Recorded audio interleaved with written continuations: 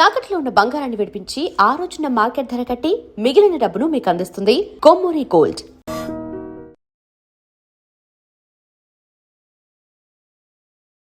నమస్తే, నేను Kavitha. Welcome to I dream news and నిజాలు. దురంధర్ పార్ట్ 2 ద రివెంజ్ ఇప్పుడు దేశవ్యాప్తంగా చర్చనీయాంశం అవుతోంది. కలెక్షన్ల వర్షం కురిపిస్తోంది అంటూ బాలీవుడ్ ట్రాక్ రికార్డులను కూడా చూపిస్తున్నారు. అక్కడ బోల్డ్ అంతా వైలెన్స్ జరిగింది అనే దాంతో పాటుగా 4 గంటల సినిమానా ఇంత లెంత్ ఉందా అనుకున్నప్పుడు కొన్ని లాజికల్ గా లేనటువంటి దృశ్యాలు కూడా ఉన్నాయా అనే దాంతో పాటుగా అజిత్ దోవల్ సినిమాలో అజయ్ సన్యాల్ క్యారెక్టర్ గురించి, దావుద్ ఇబ్రహీం గురించి కూడా మాట్లాడుకుంటున్నారు. వీటన్నిటిని కలిపి సినిమా తీసారా, లేకుంటే డిఫరెంట్గా అయిన వాటన్నిటిని జత చేసి సినిమా ఒక ఫ్యాబ్రికేటెడ్గా చూపించారా? మనతో పాటుగా ఉన్నారు సీనియర్ జర్నలిస్ట్ సురేష్ కొంచెం. సార్ నమస్తే. సో దురంధర్ 2 ద రివెంజ్ ఆబ్వియస్గా చూసే ఉంటారు. ఎలా అనిపించింది? పొద్దున నాకు టికెట్ ట్రై చేస్తే ఫ్రైడే దొరకలేదు, సాటర్డే దొరకలేదు. దాని తర్వాత సండే మార్నింగ్ నిన్న ఒక్క సీటు తివోలీలో ఉండే, సికింద్రాబాద్ మా ఇంటి దగ్గరే. So I booked it. I went. ఒక్కరే వెళ్ళి చూసారు? ఒక్కరే వెళ్ళి చూసారు. My wife doesn't like violent movies.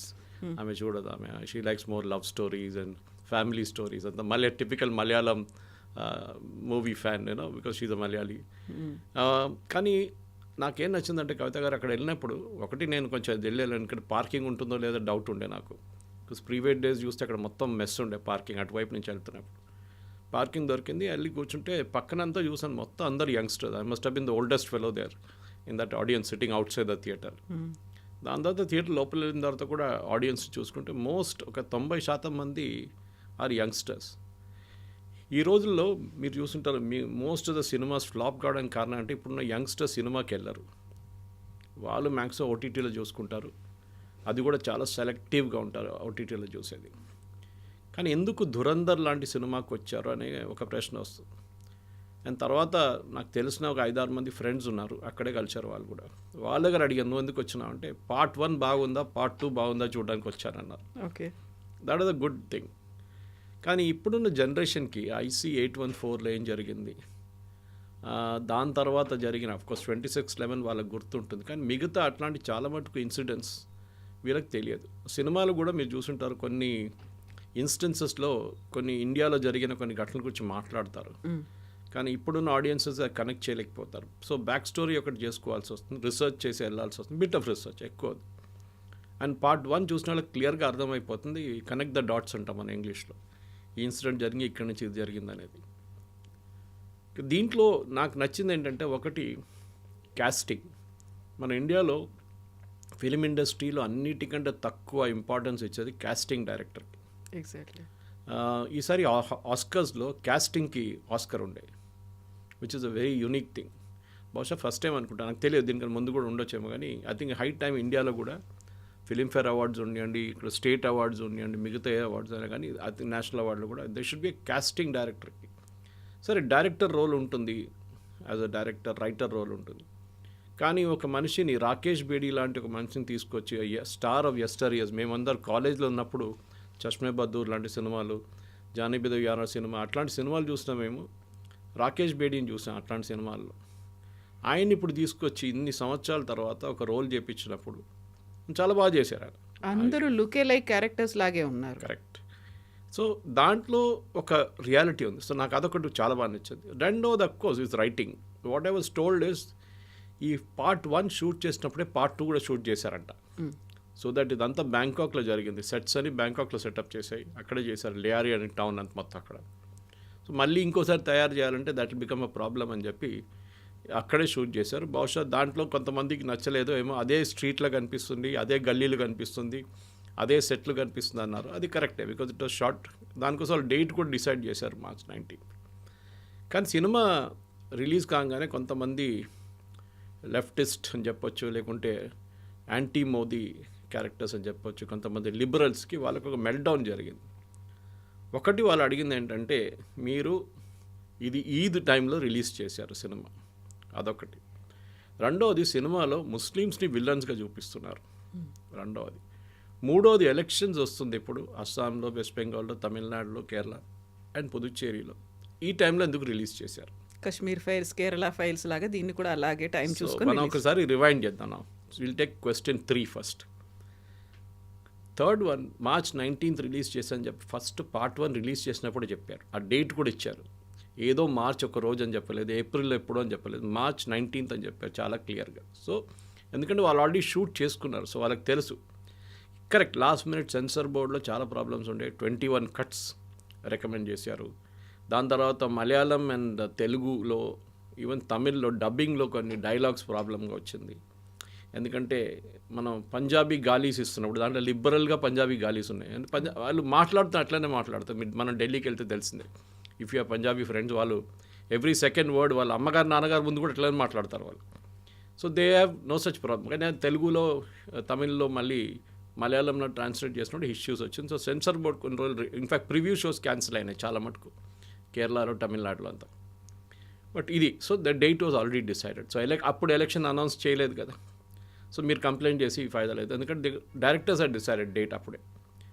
రెండవది ముస్లిమ్స్ని విలన్గా చూపించట్లేదు, దాంట్లో పాకిస్తానీ ఆర్మీ కానీ పాకిస్తానీ ముస్లిమ్స్ వాళ్ళు చేసిన అత్యాచారాల గురించి మాట్లాడుతున్నాను.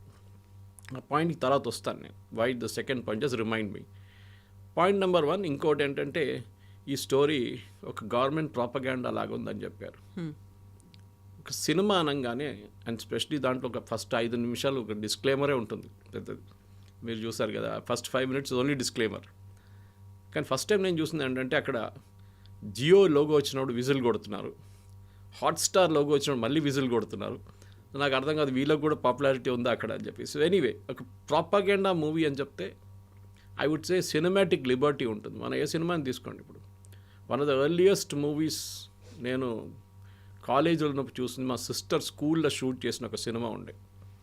అది ఐ థింక్ ట్రెండ్ సెట్టింగ్లో ఇట్ బికేమ్ ద నంబర్ 1 సినిమా లేటర్. తర్వాత దాని ఒక షార్ట్ ఖైరతాబాద్ ఫ్లైఓవర్ మీద చూశాను నేను. అప్పుడు నాకు అర్థం కాలేదు ఈ సినిమా ఏంటి. ఆ సినిమా పేరు Satya, okay, Ram Gopal Varma. It was short in కీసై స్కూల్ దట్ టైం. దాంట్లో ఒక సీన్ ఉంది, ఖైరతాబాద్ ఫ్లైఓవర్. అప్పుడు కొత్త కట్టారు ఆ ఫ్లైఓవర్ ఆ టైంలో. సో మనం సత్యాన్ని ఒక బెంచ్ మార్క్గా పెట్టుకున్నప్పుడు ఆ టైంలో వైలెన్స్ అని చెప్పడానికి, yes it was a movie.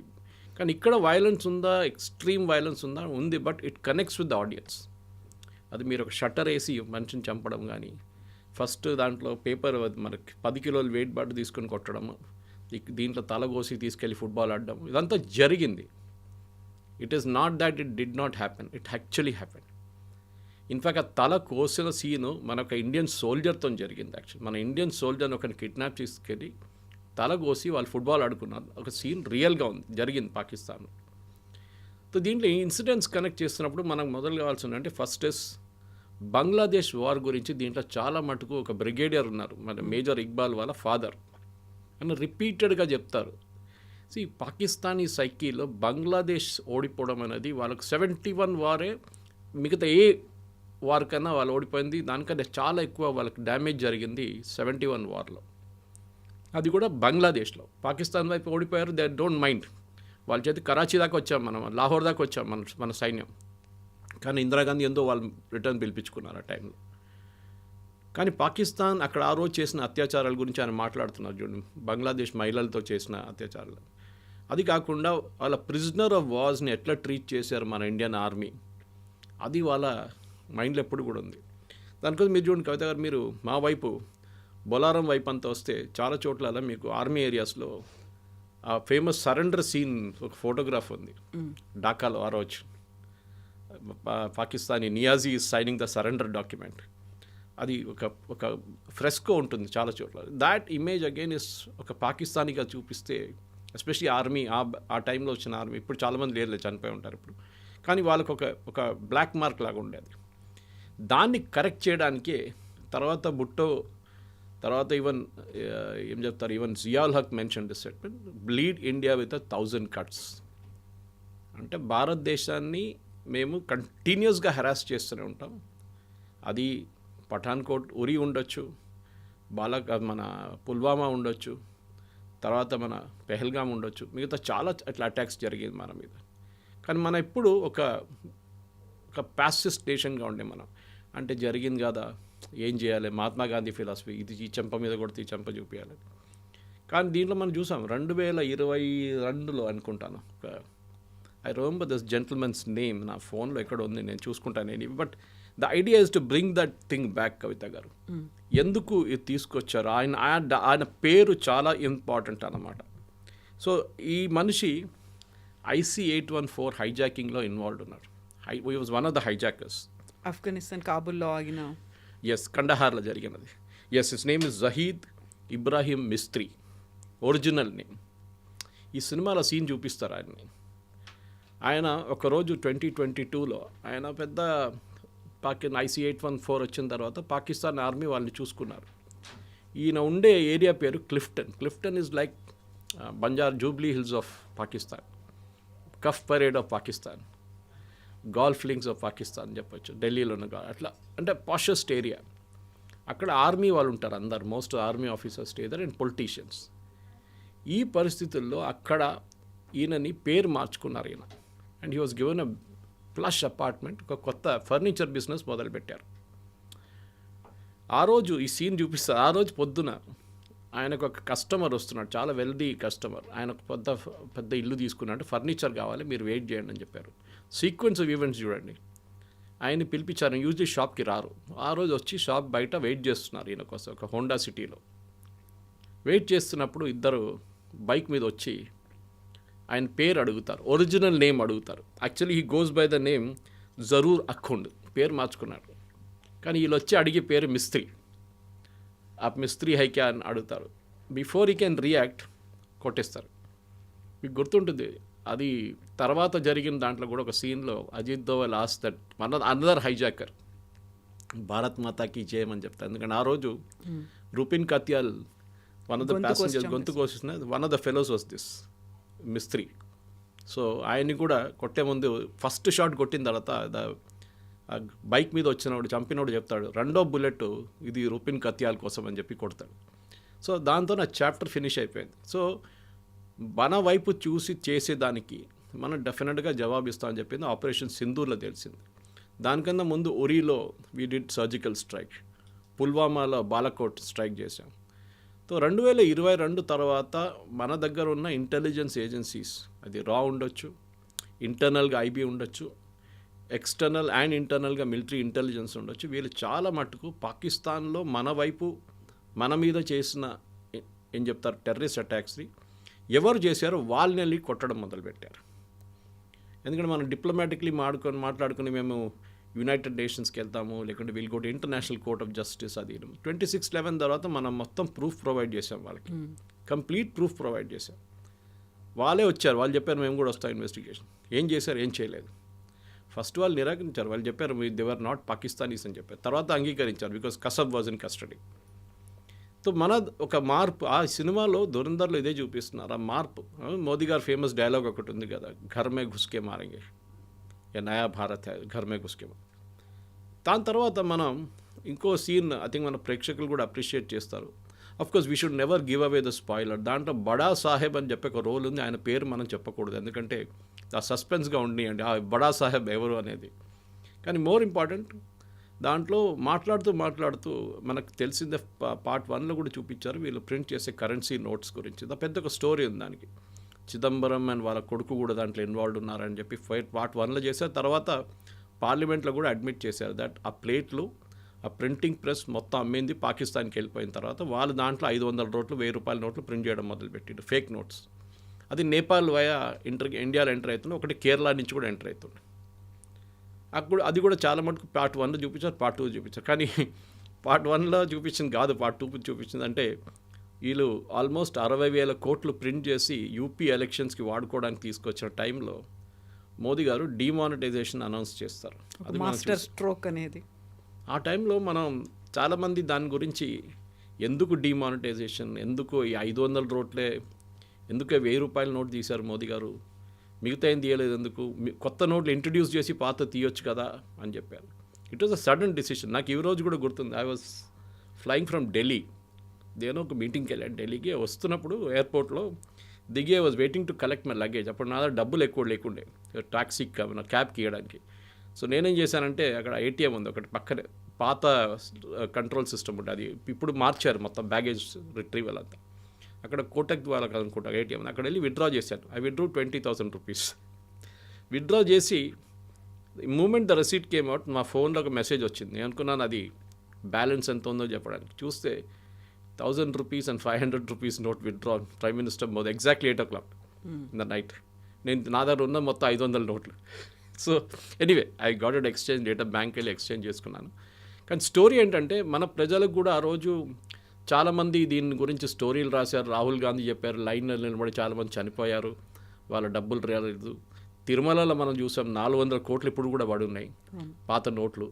RBI has refused to exchange it. మా ఊర్లో ఉన్న ఒక బ్యాంక్లో, మా విలేజ్లో ఉన్న ఒక బ్యాంక్లోనే దొరికింది వీళ్ళకు ఆల్మోస్ట్ 250 కోట్లు fake notes or 500 rupee notes. Exchange చేయలేకపోయారు వాళ్ళది. సో చాలా మటుకు ఇట్లాంటి ఇన్సిడెంట్స్ కనెక్ట్ చేయవచ్చు మనం ఈ సినిమాలో. ఐ థింక్ దాట్ ఈస్ ఆ రియలిజమే పాసిబ్లీ ఈ ఆడియన్స్ని థియేటర్కి తీసుకొస్తున్నారు. కాకుండా ఇదంతా రియలిజం అనుకున్నప్పుడు డిఫరెంట్గా ఎక్కడెక్కడో ఏదో డిఫరెంట్ ప్లేసుల్లో ఆయన అన్నీ కలుపుకొని అదంతా ధురంధరే చేశారు, అదన్నింటినీ చేయించింది సన్యాల్ సాబ్ చేయించారు అన్నట్టుగా చూపించడం. నిజంగా ధురంధర్ అనే క్యారెక్టర్ ఎగ్జిస్టెన్స్లో ఉండిందా? ధురంధరే ఇవన్నీ చేశాడా? దానికి సర్జికల్ స్ట్రైక్ కావచ్చు, లేకుంటే ముంబై బాంబ్ బ్లాస్ట్లు కావచ్చు, 60,000 కోట్ల బ్లాక్ మనీ కావచ్చు, ఆ తర్వాత ఈ వరుస ఇన్సిడెంట్స్ ఘర్మే గుస్కే మారేంగి, వీటన్నిటికీ అక్కడుండి ఆయన చేశాడో, ఆయన ఇచ్చినటువంటి స్పై నిఘాతో వచ్చినటువంటి సమాచారాన్ని రిలేట్ చేసుకునే జరిగింది అనేది. అజిత్ దోవల్ గారి లైఫ్ హిస్టరీ చాలా మటుకు ఛానల్స్లో ఉన్నాయి. ఇప్పుడు కొన్ని పుస్తకాల్లో కూడా వచ్చినాయి ఆయన లైఫ్ హిస్టరీ. ఆయన ఇప్పుడు రాయలేదు, కానీ నేను మాట్లాడారు ఆయన కొన్ని సందర్భాల్లో. He is from Garhwal, usually Garhwal UP నుంచి. కానీ ఈ was Kerala cadre IPS officer. కేరళలో పనిచేశారు ఇనీషియల్ డేస్లో. ఐ థింక్ ఈ was an SP in Kottayam. అప్పుడు కోడికోడ్ వైపు ఒక రైట్ జరిగింది, కమ్యూనల్ రైట్.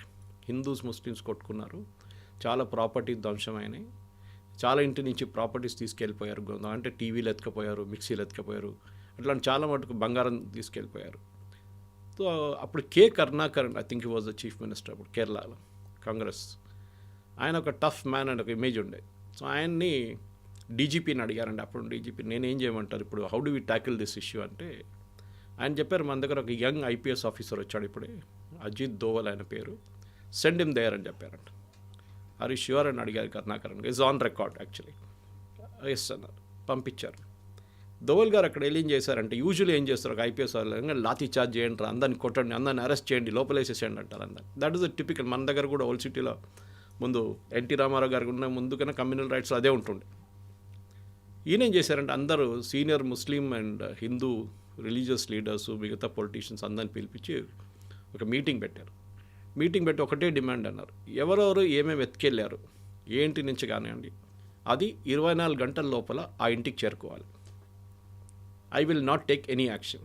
ఇది చేయకపోతే నేను యాక్షన్ తీసుకుంటాను. ఇన్ఫ్యాక్ట్ దోవల్ గారు రికార్డ్స్ ఎన్నో ఉన్నాయి. ఇప్పుడున్న ముఖ్యమంత్రి పినరాయి విజయన్ అరెస్ట్ చేసి జైల్లో తీసుకెళ్ళి, అప్పుడు ఈ was very young communist leader, గల్లీ లీడర్ ఆ టైంలో, ఎత్తుకెళ్ళి జైల్లో వేసేసారు రాత్రిపూట ఒకరోజు. నెగోసియేషన్ స్కిల్ అనేది దోవల్ గారిది అన్నిటికంటే పెద్ద స్పెషాలిటీ కవిత గారు. దానికోసం ఐసీ 814 జరిగినప్పుడు, ఈవెన్ దో మన భారతదేశంలో ఉన్న చాలామంది దాన్ని ఒక ఫెయిలియర్గా అనుకుంటారు, కానీ ఆ రోజు ఆ ఎయిర్క్రాఫ్ట్లో కూర్చున్న ప్యాసింజర్స్ ఇంతమంది ఉన్నారు, ఇంతమంది జీవితాలు 100% పోతుండే. దాని కూడా blasted the aircraft. Finally we last only 1%. కానీ ఆ రోజు నెగోసియేషన్స్తోని మనకి మనకు కొంతమంది టెర్రరిస్ట్ని రిలీజ్ చేయాల్సి ఉంది, హఫీజ్ సయీద్ లాంటి వాళ్ళు రిలీజ్ చేయాల్సి వచ్చింది. దానికి ఉన్న రిజల్ట్స్ మనకు తర్వాత వచ్చింది కూడా, మన మీద మంది దాడులు జరిగింది, పార్లమెంట్ అటాక్ అయింది, ముంబై బాంబ్ బ్లాస్ట్లు అయ్యాయి. Yes correct. కానీ ఆ పొజిషన్లో మీరుంటే మీరేం చేస్తారు? ఈవెన్ తర్వాత జస్వంత్ సింగ్ గారి మీద చాలా ఆరోపణలు చేశారు, చిదంబరం అందరూ. కానీ మళ్ళీ చిదంబరం గారే అన్నారు, if I was in that place I would have done the same thing. Basically ఏంటి, వీళ్ళ డాటర్ మన ముఫ్తీ మొహమ్మద్ సయీద్ వాళ్ళ కూతుర్ని కిడ్నాప్ చేసి తీసుకెళ్లారు. నాట్ మహబూబా ముఫ్తీ, వాళ్ళ ఇంకో సిస్టర్ని. అట్లాంటి కొంతమంది కిడ్నాప్ చేసి వాళ్ళు రిలీజ్ చేయాలని చెప్పి టెర్రరిస్ట్ని రిలీజ్ చేశారు. ఓవరాల్గా it was a foreign policy failure. ఇప్పుడు కూడా చాలామంది ఇంక్లూడింగ్ రాహుల్ గాంధీ కానీ వాళ్ళ పార్టీ వాళ్ళు అంటారు, ఇదే అజిత్ దోవల్ ఈ టెర్రరిస్ట్ని తీసుకెళ్లారు రిలీజ్ చేయడానికి. కానీ ఆ టైంలో ఫస్ట్ వాళ్ళు అడిగింది 300 మందిని. దాన్ని అజిత్ దోవల్ గారు నెగోషియేట్ చేసి 30కి తీసుకొచ్చారు. తర్వాత ఇక్కడ ఢిల్లీ నుంచి వచ్చిన మెసేజ్ అంటే 30 కూడా మనం ఇవ్వలేము, we will make it 3 and finally 3 మందిని రిలీజ్ చేశారు. అదొక స్కిల్ ఉందండి, మనం మెచ్చుకోవాలి. కానీ అజిత్ దోవల్కి అన్నిటికంటే పెద్ద ఒక రివెంజ్ అనేది అదే ఉండిపోయింది. దానికోసం ఆ వర్డ్ కూడా చూడండి, దురంధర్లో రివెంజ్. ఎందుకంటే ఇది చేసిన వాళ్ళని నేను చూసుకుంటాను ఒకరోజు, ఇవాళ కాకపోతే రేపు వేసుకుంటాను వీళ్ళని. వాళ్ళని ఉన్నారు హైజాక్ చేసిన వాళ్ళని అందరు ఇప్పుడు ఎవరు లేరు. This is typical Israeli strategy. Israel మీద ఎవరైనా దాడి చేస్తే, లేకుంటే ఇజ్రాయలీ సిటిజన్స్ని ఎవరైనా చంపితే, వాళ్ళ దాంట్లో మ్యూనిక్ ఒలింపిక్స్లో 11 మంది అథ్లీట్స్ని చంపారు చూడండి. ఆ మ్యూనిక్ ఒలింపిక్స్ చంపిన అథ్లీట్స్లో I think they was 8 terrorist, if I'm not mistaken, 8 or 9. 9 మందిని కూడా ఇజ్రాయెల్ చంపారు. The last fellow was killed about 15 years after the incident. 1972లో జరిగింది. దీని తర్వాత 15 years తర్వాత లాస్ట్ ఒకడు బ్రెజిలియన్ రెయిన్ ఫారెస్ట్ లోపల దొరికింది, అక్కడ వెళ్ళి చంపారు వీళ్ళు ఇజ్రాయలీస్. సో మన దగ్గర కూడా అది ఉండాలి. సో ఎందుకంటే ఒక భయం అనేది దీనికన్నా ముందు లేకుండే, దట్ మనం పాకిస్తాన్లో ఉన్నాం, we're pretty safe, nothing will happen to us అనేది సినిమాలు చూపిస్తారు, అది కాదు. సో అజిత్ దోవల్ గారిది రోల్ ఏముందంటే చాలామందికి తెలిసి ఉండొచ్చు, బహుశా మన ప్రేక్షకులు కూడా. అజిత్ దోవల్ గారు 6 సంవత్సరాలు పాకిస్తాన్లో ఉన్నారు స్పై లాగా. సో చాలామంది అంటారు ఇదే దురంధర అంటారు. పాసిబ్లీ.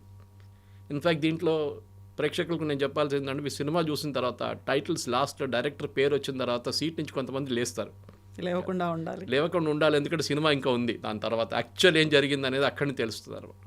సో అజిత్ దోవల్ గారు పాకిస్తాన్లో ఉన్నారు. అక్కడ ఆపరేషన్ బ్లూ స్టార్, పాకిస్తాన్లో ఏం చేశారో మనకు తెలియదు, కానీ చాలా మటుకు చేసి ఉంటారు అక్కడ. ఆపరేషన్ బ్లూ స్టార్ జరిగినప్పుడు జర్నల్ సింగ్ భింద్రన్వాలే అన్ని లోపల ఉన్నప్పుడు అజిత్ దోవల్ గారు ఒక రిక్షా పుల్లర్గా యాక్ట్ చేశారు. 6 వారాలు ఈ రిక్షాలో సరుకులు తీసుకెళ్తుండే గోల్డెన్ టెంపుల్ లోపలికి, అకాల్ పక్కన వాళ్ళ గురుద్వారా పక్కన నుంచి. వీళ్ళందరినీ ఆయన ఈ ఒక రెగ్యులర్ మెంబర్ అయిపోయారు వాళ్ళ లోపల ఉన్న టెర్రరిస్ట్ వాళ్ళకి ఫుడ్ తీసుకెళ్ళడము, వాళ్ళకి రైస్, ఫైర్వుడ్ అన్నీ తీసుకెళ్తుండే. ఎవరికి తెలియదు ఈయన ఈ అజిత్ దోవల్ అని ఆ టైంలో. అఫ్కోర్స్ అంత పాపులర్ లేకుండా, అంత పెద్ద పేరు కాదు ఆ టైంలో. కానీ బయటకు వచ్చి జనరల్ కృష్ణ సుందర్జీ కానివ్వండి, మిగతా ఆర్మీ ఆఫీషియల్స్కి మొత్తం ఇన్ఫర్మేషన్ ఇచ్చిందంతా అజిత్ దోవలే దాంట్లో. అండ్ హైలీ రిస్కీ, పట్టుకుంటే వాళ్ళు అంతే finish, they would have killed him.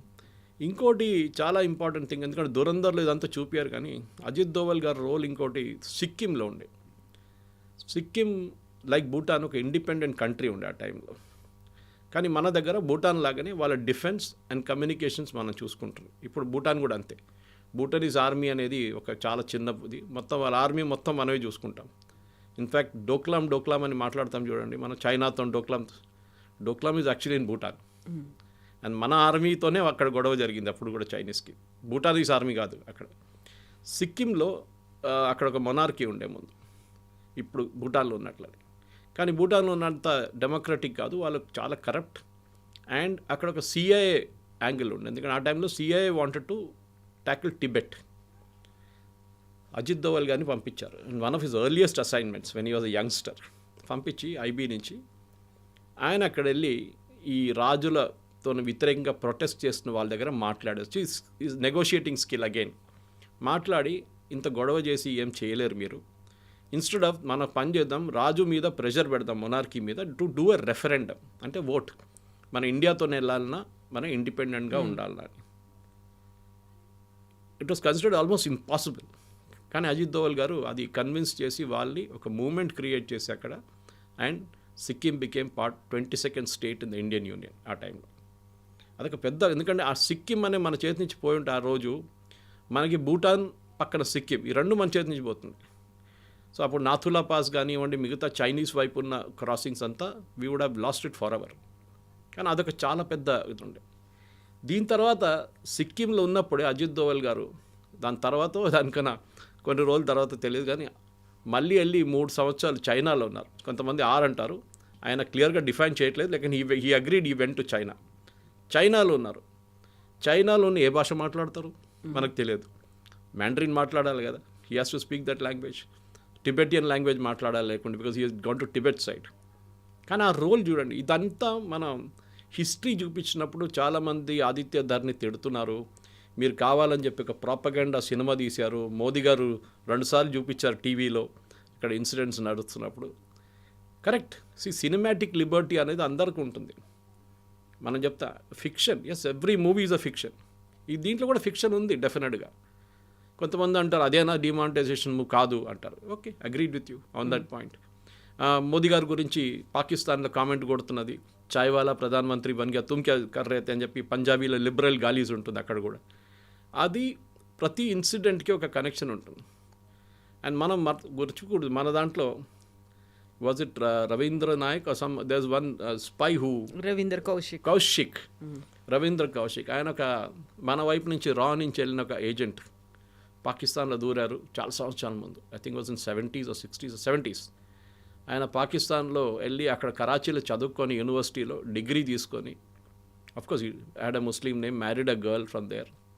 తర్వాత పాకిస్తాన్ ఆర్మీలో జాయిన్ అయ్యి he went up to the rank of major. కానీ భారతదేశానికి మన రాకి కంటిన్యూస్ ఇన్ఫర్మేషన్ వస్తుండే అక్కడి నుంచి. సో ఇట్లాంటి స్టోరీస్ చాలా ఉన్నాయి. మనం ఇట్ ఈస్ నాట్ ఫిక్షన్ కవిత గారు. కానీ దీంట్లో ప్రాబ్లం ఏంటంటే, ఒక ఆర్మీలో మీరు రెగ్యులర్ బ్యాటిల్ చేస్తే మీకు ఏమైనా అయితే మీకు మెడల్ ఇస్తారు, ఇక్కడ అన్నోన్గా వెళ్ళిపోతారు, మీకు పెన్షన్ ఇస్తారు, మీకు గ్యాస్ ఏజెన్సీ ఇస్తారు. But if you're caught as a spy మిమ్మల్ని ఎవ్వరు అంగీకరించరు, ఇంక్లూడింగ్ ఎవరైతే అక్కడ డిప్లాయ్ చేశారో డినై చేస్తారు, మాకు తెలియదు అంటారు. నేను మొన్న మన మణిపూర్ వైపు నుంచి ఒక యుఎస్ నేషనల్ని మళ్ళీ ఇంకా 6 పట్టుకున్నారు. మణిపూర్ మిజోరాం సైడ్ నుంచి యాక్చువల్లీ 6 యుక్రెయినియన్స్ పట్టుకున్నారు. ఆ రోజు నేను ఒక ట్వీట్ చేశాను. నేను కూడా ఫస్ట్ అనుకున్నాను, ఏంటి ఇది ఒక యుఎస్ సిటిజన్, అది కూడా ఈజ్ కన్సిడర్డ్ సిఐఏ ఏజెంట్, వాడేంటి లిబియాలో వెళ్ళి గదాఫీతోని అక్కడ కూడా పోరాటం చేశాడు, వాన్ ఎందుకు వేసుకున్నారు యుఎస్ ఇండియన్ గవర్నమెంట్ అనుకున్నాను. కల్కట్టా ఎయిర్పోర్ట్లో పట్టుకుని 3 రోజుల తర్వాత అరెస్ట్ అయిందని అప్పుడు డిస్క్లోజ్ చేశారు. అంటే 3 రోజులు కస్టడీలో ఉన్నాడు.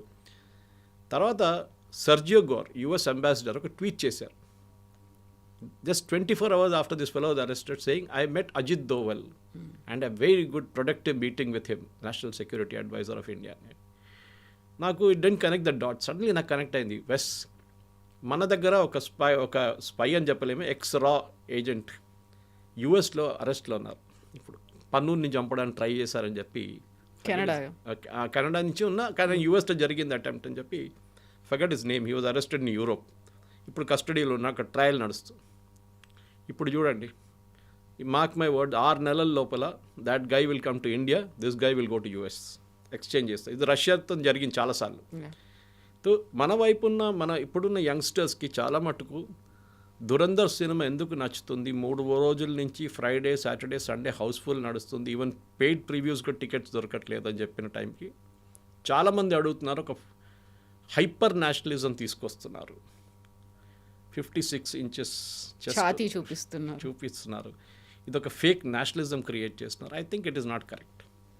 ఎందుకంటే చాలా మటుకు ఇప్పుడున్న యంగ్స్టర్స్కి వాళ్ళకి తెలియని స్టోరీస్ మనం చెప్తున్నాం వాళ్ళకి. Then what about D gang, బడా సాబ్ దావూద్ ఇబ్రహీం నిజంగా ఆ స్టేజ్లో ఉన్నాడా, కదలలేని కండిషన్లో ఉన్నాడా, దాని అంతటికి కూడా మళ్ళీ మన స్పైస్ చేసినటువంటి ఆ పనే కారణమా? ఈ దావూద్ ఇబ్రాహిం స్టోరీ మీకు తెలిసి ఉంటుంది. దీనికన్నా నేను ఇంకో ఛానల్లో మాట్లాడుతూ ఆల్మోస్ట్ 8 months ago చేసిన ఒక స్టోరీ ఉండే, దాన్ని నిన్న కూడా ఎవరు నాకు పంపించారు, లింక్ పంపించింది ఆ ఛానల్ వాళ్ళంటే ఇప్పుడు ఈ దురంధర్ సినిమా రాగానే మళ్ళీ ఆ క్లిప్ రిలీజ్ చేశారంట. దావూద్ ఇబ్రాహింని చంపడానికి అజిత్ దోవల్ అండ్ టీం ఒక ప్లాన్ వేశారు. ఈ was not a national security advisor, అప్పుడు ఈ was IB, senior IB officer. క్లిఫ్టన్లో ఉంటుంది, సేమ్ ఏరియా పాకిస్తాన్లో, క్లిఫ్టన్లో, కరాచీలో, very posh area, under ISI protection. కానీ ఒకరోజు ఆయన దుబాయ్కి వెళ్ళడానికి ప్లాన్ వేసుకున్నారు. ఈజ్ రెగ్యులర్లీ దుబాయ్కి వెళ్తాం. మన షార్జాల ముందు క్రికెట్ నడుస్తున్నప్పుడు you can see Dawood Ibrahim in those famous videos. అందులో బాలీవుడ్ స్టార్స్ ఉన్నారు, అందరు ఉంటారు. బాలీవుడ్ ఫైనాన్సింగ్ అంతా దావూద్ ఇబ్రాహిం నుంచే నడుస్తుండే. మీరు చూడండి, గుల్షన్ కుమార్ని చంపిన కాంట్రవర్సీ నుంచి మిగతా అన్నీ చూస్తే కంప్లీట్ డీ గ్యాంగ్ ఫండింగ్ ఉంటుండే మన దగ్గర. దాని తర్వాత ముంబై బ్లాస్ట్ కానివ్వండి, దాని తర్వాత జరిగిన చాలా మటుకు టెర్రర్ ఇన్సిడెంట్స్లో దావూద్ ఇబ్రాహిం చేయఉందని తెలిసిపోయింది మనకి. దావూద్ ఇబ్రాహింని వాడుకున్నారు ఐఎస్ఐ, ఆర్డిఎక్స్ ల్యాండ్ చేయడానికో లేకుంటే ఫండింగ్ తీసుకురావడానికో, సినిమాలతో ఫండింగ్ చేసింది. నేను ఆర్విఎస్ మనీ అని చెప్పి formerly under secretary of home, retired, ఆయన పద్మశ్రీ వచ్చింది రీసెంట్లీ, ఆయన పద్మశ్రీ ఇచ్చారు. ఆయన నేను ఇంటర్వ్యూ చేశాను 2-3 సార్లు.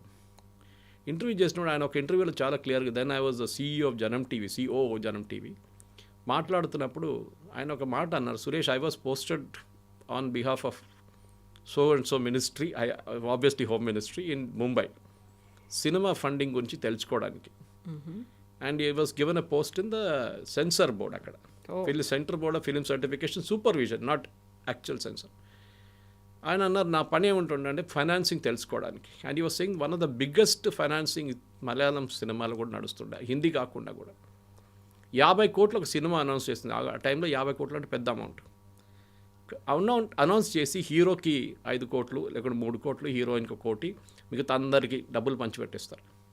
ఆ సినిమా ఎప్పుడు రిలీజ్ కాదు. దాని తర్వాత వచ్చిన మనిషి కనిపించడు, ప్రొడ్యూసర్ లేడు, డైరెక్టర్ లేరు, ఎవరు లేరు. బ్లాక్ మనీ డిస్ట్రిబ్యూషన్ అయిపోయింది, రిటర్న్ వచ్చేస్తుంది మళ్ళీ అది.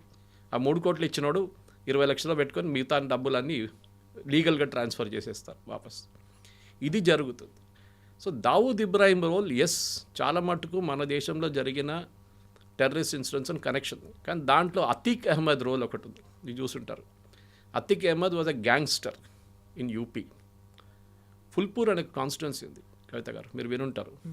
ఆ ఫుల్పూర్ కాన్స్టిట్యున్సీలో 3 సార్లు ఎలక్షన్ గెలిచిన మనిషి పేరు Jawahar Lal Nehru. It was the constituency of the Gandhis, అంటే నెహ్రూ గాంధీ ఫ్యామిలీ. ఒక టైంలో అక్కడి నుంచి I think it was VP Singh who won from there. కానీ అక్కడి నుంచి అతీక్ అహ్మద్ ఇండిపెండెంట్గా 3 సార్లు గెలిచారు. ఆయన 17 సంవత్సరాలు ఉన్నప్పుడు స్కూల్లో ఫెయిల్ అయిన తర్వాత ఎగ్జామ్లో ఫస్ట్ మర్డర్ 17 ఇయర్స్లో చేశారు. ఆఫ్టర్ దట్ ఆయన మీద 100 మర్డర్ కేసెస్లు, ఎక్స్టార్షన్, కిడ్నాపింగ్ అన్నీ ఉన్నాయి. ఆయన జైల్లో తీసుకెళ్ళి ఆయన చాలా టైం జైల్లో ఉంటుండే, ఎందుకంటే ప్రొటెక్షన్ జైల్లో బెటర్ ఉంటుందని చెప్పేసి. బయట ఉంటే చంపేస్తారు. కరెక్ట్గా అదే జరిగింది, సినిమాలు కూడా చూపిస్తారు. కోర్టుకు తీసుకెళ్తున్నప్పుడు చంపేశారు. So connection was correct. He was not involved in fake currency. అది మనం we have to give licence, we have to give freedom for that. అది సినిమాటిక్ లిబర్టీ తీసుకున్నారు. ఎవరో తల మీద పెట్టాలి కాదని చెప్పి అతీక్ అహ్మద్ తల మీద పెట్టేశారు. కానీ ఈ వాజ్ పక్కా గ్యాంగ్స్టర్. సమాజ్వాదీ పార్టీ తర్వాత, దానికన్నా ముందు అప్నా పార్టీ అని ఒక పార్టీ ఉండే. ఇప్పుడు అనుప్రియ యాదవ్ అని చెప్పి వీళ్ళ క్యాబినెట్లో మోదీ గారి అనుప్రియ పటేల్ మోదీ గారి క్యాబినెట్లో her father head set up the party ఆ టైంలో. సో దీనికి చాలా స్టోరీస్ ఉన్నాయి కవిత గారు. It goes like branches. మీరు చూస్తుంటారు ఒక సీన్లో చూపిస్తారు కనెక్షన్స్ ఫ్రమ్ వేరియస్ సోర్సెస్, ఎక్కడి నుంచి వస్తుంది అనేది, ఎక్కడెక్కడ బ్రాంచెస్ ఉంది చెప్పేసి. సో పాకిస్తాన్ ఐఎస్ఐలో కూడా చాలా మటుకు వాళ్ళ దగ్గర ఉన్న ప్రతి ఆఫీసర్ని కూడా మనం టార్గెట్ చేశాం. చాలామందిని చంపిన దానికి న్యూస్ ఎప్పుడు బయటికి రాలేదు. It is only the gangsters killed by unknown men. ఆ షాప్లో కూర్చొని పనిచేస్తున్నాడు, దానికన్నా ముందు he was involved in killing an Indian army officer. కానీ కరెక్ట్గా ట్రేస్ చేసి వాళ్ళని కొడుతున్నారు. ఎవరు చేస్తున్నారు మనకు తెలియదు. పాసిబ్లీ సుపారీ ఉందంటే సుపారీ ఉండొచ్చు చెప్పచ్చు మనం. కానీ ఏదైనా కానీ దురంధర్ అనే సినిమా ఇప్పుడున్న ఆడియన్స్ చూడాల్సింది. ఎందుకంటే ఇంకేం లేదు, ఐఎమ్ నాట్ సెయింగ్ డోంట్ మీరు ఒక మోదీ భక్తుగా మారిపోతారో లేకుంటే మీరు ఒక యాంటీ ముస్లింగా మారిపోతారు కాదు. It shows you the reality. Cinematic Liberty ఉంది దాంట్లో, చాలా మటుకు తీసుకున్నారు. ఎస్, కానీ ఆదిత్య ధర్ చేసిన టైట్ స్క్రీన్ ప్లే 4 గంటల సేపు, అంటే ఆల్మోస్ట్ 4 అవర్స్ ఇన్ మూవీ కూర్చుంటే కూడా మీకు 4 అవర్స్ అని అనిపించదు ఎప్పుడు. సరే వైలెన్స్ కొంచెం ఎక్కువ ఉంది, కొన్ని ప్లేసెస్లో లాస్ట్లో ఆ ఫైట్ ద ఎండింగ్ క్లైమాక్స్ కొంచెం డ్రాగ్ అవుతుందని అనిపించవచ్చు. కానీ ఫైనలీ థియేటర్ బయటకు వచ్చినప్పుడు కూడా మీకు అనిపిస్తుంది ఎస్ స్టోరీ బాగా చెప్పారు. I think even Ram Gopal Varma ఒక రివ్యూ రాశారు, ఆయన చెప్పారు దాని గురించి. Saying after Dhurandhar and before Dhurandhar అని చెప్పి ఇండియన్ సినిమా మారిపోతుంది ఇప్పటి నుంచి అని చెప్పేసి. Possibly correct. అంటే ఒక సినిమా ఎట్లా తీయాలని ఆదిత్య ధర్ క్లియర్గా చూపించారు. That you can write a very tight screenplay, connect with జరిగిన incidents and connect with present world. And casting, I think acting wise brilliant. Ranveer సింగ్కి దీంట్లో చాలా మటుకు ఒక ఇంపార్టెన్స్ ఇచ్చారు. పార్ట్ 1లో బహుశా అక్షయ్ కన్నా ఆ క్రెడిట్ కొట్టేశారని చెప్పిన దాన్ని ఒక కాంపెన్సేట్ చేయడానికి ఆదిత్య ధర్ గారు కొంచెం ఇంపార్టెన్స్ ఇచ్చారు. But I think the best dialogues, best performance అంటే మాధవన్ దీంట్లో యాజ్ అజయ్ సాన్యాల్.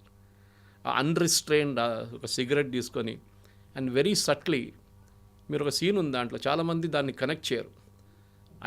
ఒక ఇండియన్ ఎయిర్లైన్స్ ఎయిర్క్రాఫ్ట్ డోర్ దగ్గర నిలబడి ఈ smoking a cigarette. Okay, that shows a satisfaction that I've got rid of the ghost of Kandahar IC-814. నేను అక్కడ ఆ చాప్టర్ నేను ముగించేశానని చెప్పి చూపించడానికి బహుశా ఆ సీన్ ఉందన్నమాట అక్కడ. కానీ బహుశా మన ప్రేక్షకులు కొంతమందికి తెలియకపోవచ్చు అది ఎందుకు, ఎస్పెషల్లీ ఈ జనరేషన్, ఇప్పుడున్న జనరేషన్. IC-814 ఎప్పుడో జరిగింది. కానీ ఐ థింక్ హిస్టరీని తీసుకొచ్చారు. పార్ట్ 3 ఉందా అంటే పాసిబ్లీ ఉండొచ్చు, బట్ అనౌన్స్మెంట్ లేదు. So we have to see. But I think నేను రామ్ గోపాల్ వర్మ గారు చెప్పినంత మట్టుకు బిఫోర్ ఆఫ్టర్ దురంధర్ అని చెప్పాను. కానీ ఒక సినిమాటిక్, ఇప్పుడు తెలుగు సినిమాలు కూడా తీసినప్పుడు ఒక బాహుబలి కానీ మీరు చెప్తారు, ఇప్పుడు Baahubali before and after. Yes, triple R చెప్పొచ్చు. సో అట్లానే I think it's a great cinematic experience.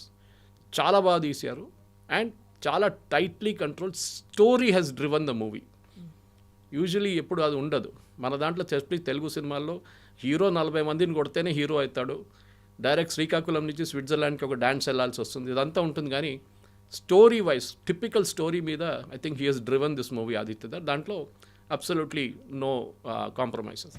5కి ఎన్ని వేస్తున్నారు మీరు, ఎన్ని stars? I will give 4.5 definitely. Okay, and if you ask me, చాలామంది అడిగారు పార్ట్ 2 బాగుంటుందా, పార్ట్ బాగుందా అంటే ఐ ఫీల్ పార్ట్ 2లో ఒక క్లోజర్ వచ్చింది. పార్ట్ 1లో చాలా మట్టుకు we're left some incident, unanswered questions అన్నీ కూడా దీంట్లో ఉంటాయి కాబట్టి దాని అలా అబ్రప్ట్గా ఎండ్ చేయాల్సి వచ్చింది. బహుశా అప్పుడే డిసైడ్ చేసి ఉంటారు ఆయన. ఓకే, ఎందుకు ఒక చాప్టర్లో సంజయ్ దత్ నన్ను అట్లనే ఉంచుకున్నారు, పాసిబ్లీ సెకండ్ పార్ట్లో ఫినిష్ చేసేస్తాం ఆయన్ని అని చెప్పేసి అక్షయ్ ఖన్నాని ఫస్ట్ పార్ట్లోనే ఫినిష్ చేసేసారు. అది కాకుండా ఈ IC 814 కానీ మిగతా డిమానిటైజేషన్, ఇన్ఫ్యాక్ట్ యాక్చువల్లీ ఆ రాకేష్ బేడీ గారు చేసిన సీన్ కానీ మిగతా వాళ్ళు చేసిన సీన్స్ అని చాలా రియలిస్టిక్. మీరు ఆ ఫేక్ కరెన్సీ ప్రింట్ చేసిన ఆయన పేరు మర్చిపోయాను నేను. He committed suicide actually. దాంట్లో మీ సినిమాలో అయితే చంపేసినట్టు చూపిస్తున్నారు, కానీ యాక్చువల్లీ ఆయన ఈ డిమానిటైజేషన్ న్యూస్ వచ్చిన రోజు నుంచి అయితే second day the fellow committed suicide. 8th floor నుంచి జంప్ చేసేసాడు ఆ బిల్డింగ్ నుంచి. ఎందుకంటే 60,000 కోట్లు ఎవరు చూసుకుంటారు అని చెప్పేసి ఆయనకి అర్థమైపోయింది, దిస్ లైఫ్ ఇస్ ఫినిష్డ్ అని. అట్లాంటి చాలా ఇన్సిడెంట్స్ ఉన్నాయి.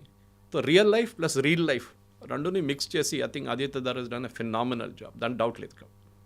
Yes sir, thank you so much. 4 hours movie కాబట్టి చాలా ఉంది మాట్లాడుకోవడానికి, బట్ మనం కూడా పార్ట్ వైజ్గా ఇంకో ఎపిసోడ్ మాట్లాడుకుందాం.